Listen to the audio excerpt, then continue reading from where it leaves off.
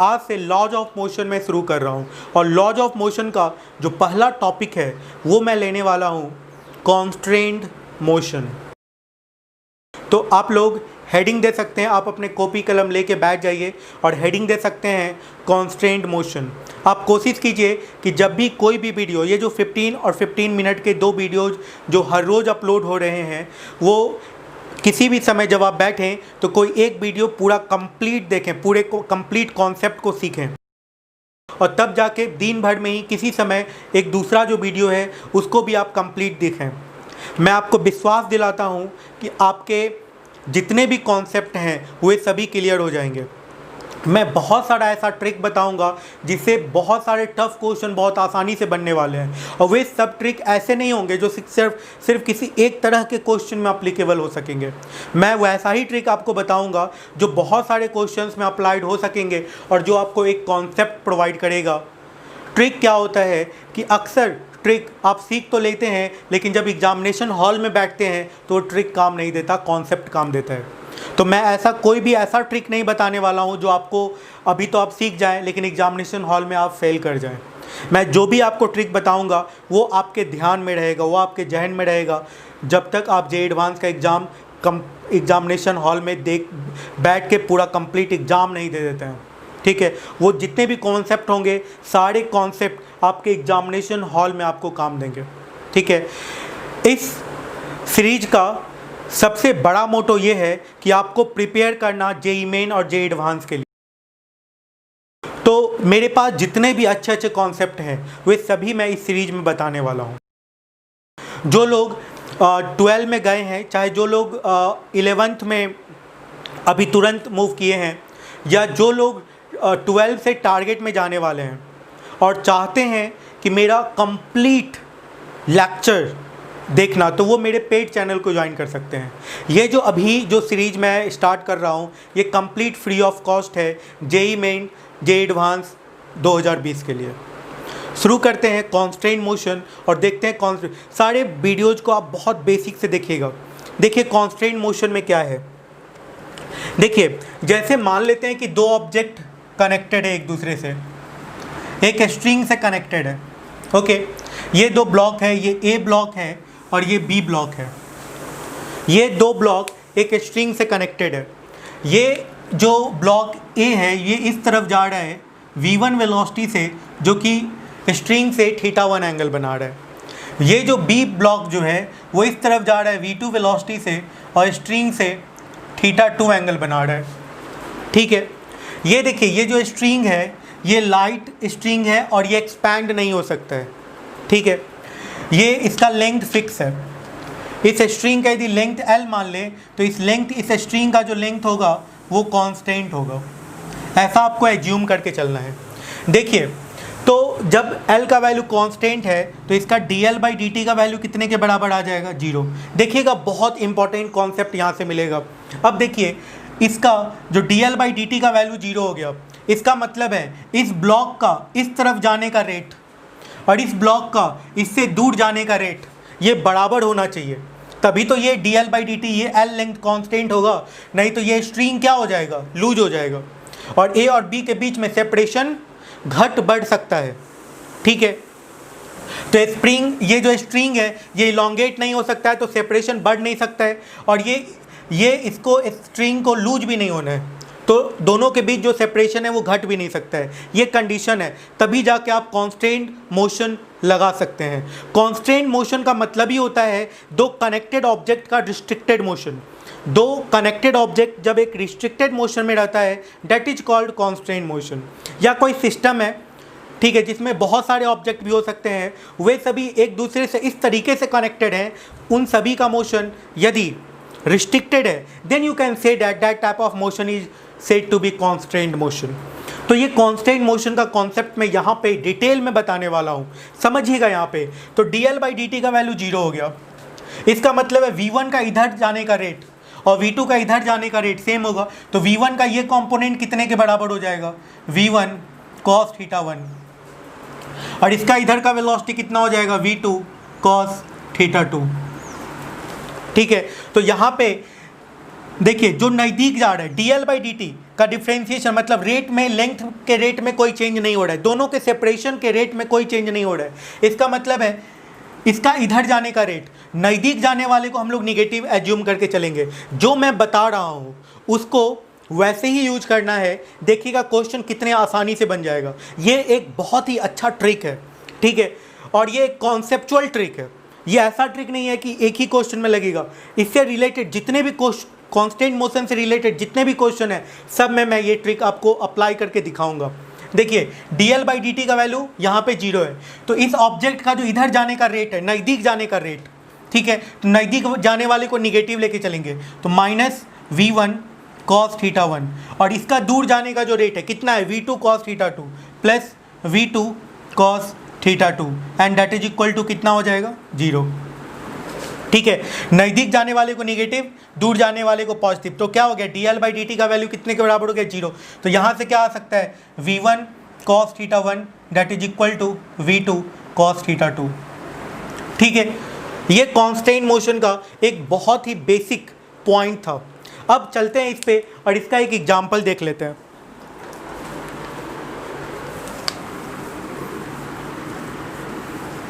देखिएगा, जैसे मान लीजिए कि एक नाव है, ठीक है, एक पानी में तैर रहा एक नाव है, यहाँ पे पहाड़ है, पुल्ली से कनेक्टेड है, और यहाँ पे एक आदमी है जो कि इसके स्ट्रिंग को इस तरफ ले जा रहा है v स्पीड से, और ये जो नाव है ये कनेक्टेड इस स्ट्रिंग से। ठीक है, ये जो नाव है ये कनेक्टेड है इस स्ट्रिंग से। ओके, ये नाव कुछ ऐसे कनेक्टेड है।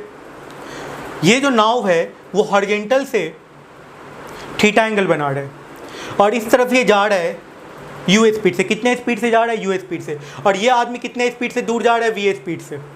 ठीक है, find the value of u in terms of v, in terms of v। जल्दी से कैलकुलेट करके बताइए, find the value of u in terms of v।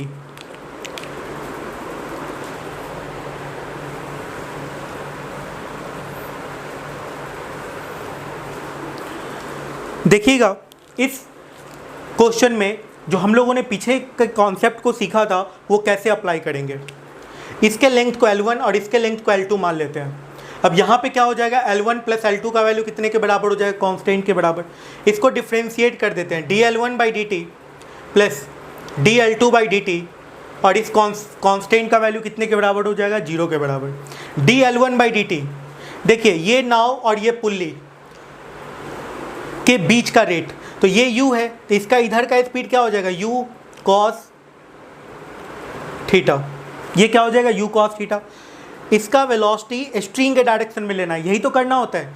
अब ये जो पुल्ली है ये तो रेस्ट में है ना, इसका वेलोसिटी कितने के बराबर है, 0 के बराबर।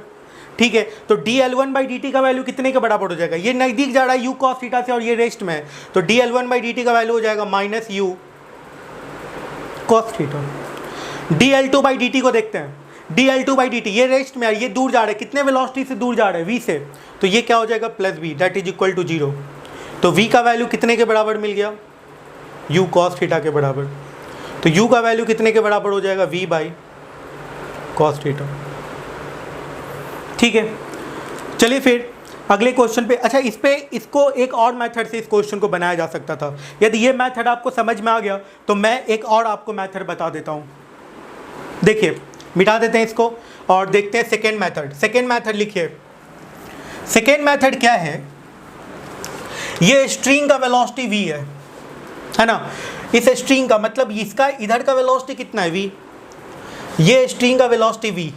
ठीक है, इसको y मान लेते हैं, इसको x मान लेते हैं और इसको z मान लेते हैं।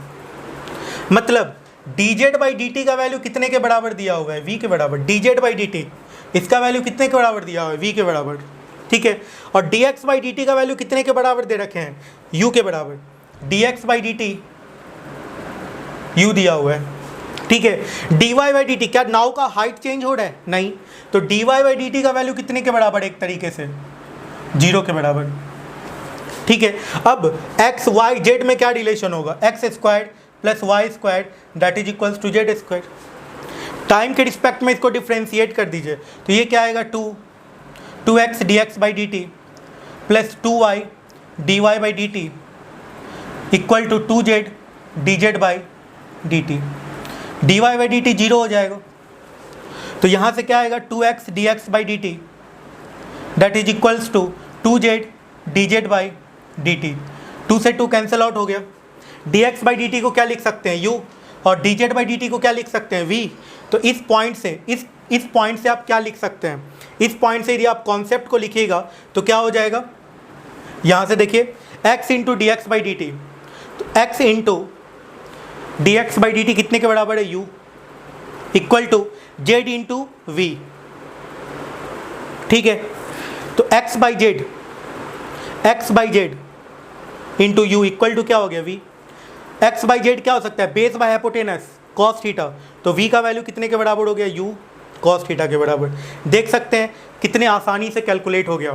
तो ये कॉन्स्ट्रेंड मोशन है। ठीक है, चलिए फिर नेक्स्ट एग्जांपल पे चलते हैं हम लोग। नेक्स्ट एग्जांपल,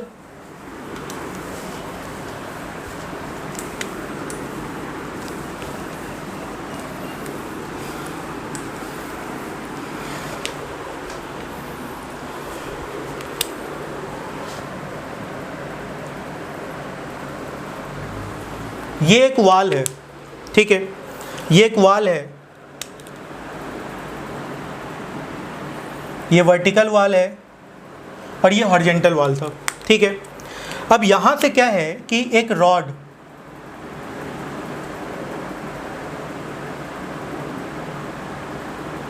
ये एक रॉड है। ठीक है, रॉड का लेंथ कॉन्स्ट्रेंड होता है, लेंथ चेंज नहीं हो सकता है। इसके कोई भी 2 पॉइंट रिस्ट्रिक्टेड होते हैं एक साथ मूव करने के लिए।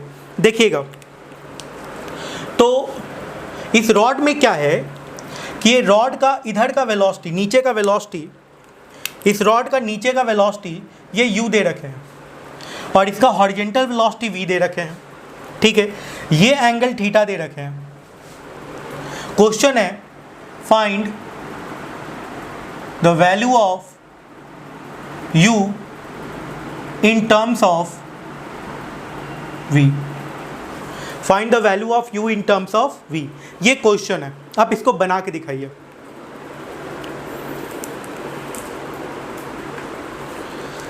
देखिएगा, इस क्वेश्चन को भी आप 2 मेथड से बना सकते हैं। ठीक है, फर्स्ट मेथड जो हम लोगों ने सबसे पहले सीखा था उसको देख लेते हैं। इसके लेंथ को l मान लें। ठीक है, तो यहाँ पे क्या हो सकता है, dl बाई डी टी का वैल्यू, चूंकि ये रॉड है इसका लेंथ कॉन्स्टेंट होता है, तो dl बाई डी टी का वैल्यू क्या हो जाएगा 0। ठीक है, dl बाई डी टी का वैल्यू क्या हो जाएगा 0। अब इसका क्या करना है, ये जो लेंथ होगा ना, लेंथ के लॉन्ग अब कॉन्स्टेंट मोशन, इसका लेंथ कॉन्स्टेंट है ना, तो इस पॉइंट का इधर जाने का रेट और इस पॉइंट का इधर जाने का रेट वो कॉन्स्टेंट होगा। ठीक है, तो ये थीटा है, तो ये क्या हो जाएगा π/2 माइनस थीटा, और ये क्या हो जाएगा थीटा। तो u का ये वाला कंपोनेंट कितने के बराबर होगा, u साइन थीटा के बराबर, π/2 माइनस थीटा है ना, तो u cos π/2 minus theta u sine theta के बराबर, और ये वाला कितने के बराबर हो जाएगा, v cos थीटा के बराबर। तो dl बाई डी टी को आप क्या लिख सकते हैं, देखिए ये नज़दीक जा रहा है तो नज़दीक वाला निगेटिव होगा, माइनस u साइन थीटा, जो दूर जा रहा है वो कितने से जा रहा है, v cos थीटा से, plus v cos theta that is equals to 0। तो यहाँ पे क्या आ गया, u sine theta equal to v cos theta, है ना। तो आपको u निकालना था, तो u का वैल्यू क्या हो गया, v cot थीटा, ये आंसर हो गया। ठीक है, इस क्वेश्चन को दूसरे मेथड से, सेकेंड मेथड से कैलकुलेट करते हैं। सेकेंड मेथड से कैलकुलेट कीजिए इस क्वेश्चन को। देखिए, इसको जो है, ये जो है x मान लेते हैं, इसको y मान लेते हैं, ये z मान लेते हैं। अब कांस्टेंट कौन है, z, इसका जो लेंथ है l, जो कि z है, वो कांस्टेंट है। ठीक है, या z रहने दें, l ही रहने देते हैं। तो यहाँ पे कॉन्सेप्ट क्या लगेगा, x square plus Y square that is equals to l square, यही कॉन्सेप्ट लगेगा ना।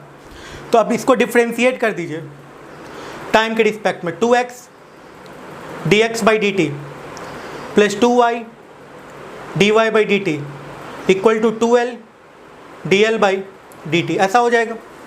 ठीक है, तो यहाँ से 2 कॉमन आ सकता है, तो 2 को कॉमन होकर कैंसिल आउट भी हो जाएगा। x into D X by D T, D X by D T कितने के बराबर है, v के बराबर, x into V plus Y into ये u के बराबर है, y इंटू यू, और D L by D T का वैल्यू कितने के बराबर हो गया, 0 के बराबर। तो यहाँ से क्या आ सकता है, यहाँ से u का वैल्यू जो है ये कितने के बराबर आएगा, minus X by Y into V, ठीक है। और x by Y base by perpendicular, ये क्या हो जाएगा, कॉट थीटा। तो u का वैल्यू क्या आ जाएगा, minus V cot theta. Minus sign show कर रहा है, माइनस साइन शो कर रहा है कि ये डिस्टेंस बढ़ रहा है और ये डिस्टेंस घट रहा है, ये शो कर रहा है। इसके बीच का x का वैल्यू बढ़ रहा है और y का वैल्यू घट रहा है, ठीक है ना। x में चेंज होने का रेट पॉजिटिव है, y में चेंज होने का रेट निगेटिव है, ठीक है ना, ये निगेटिव साइन शो कर रहा है। तो इस तरीके से ये क्वेश्चन बन गया। चलते हैं अब नेक्स्ट क्वेश्चन पे, नेक्स्ट क्वेश्चन देखते हैं।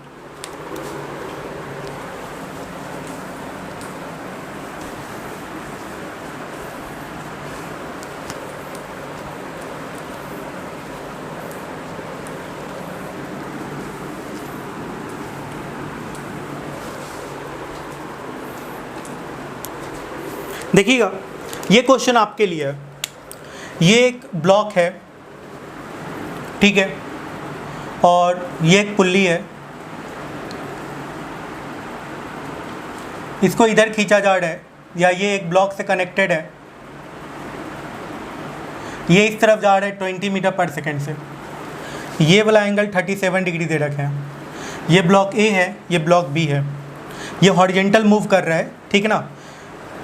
तो फाइंड द वेलोसिटी ऑफ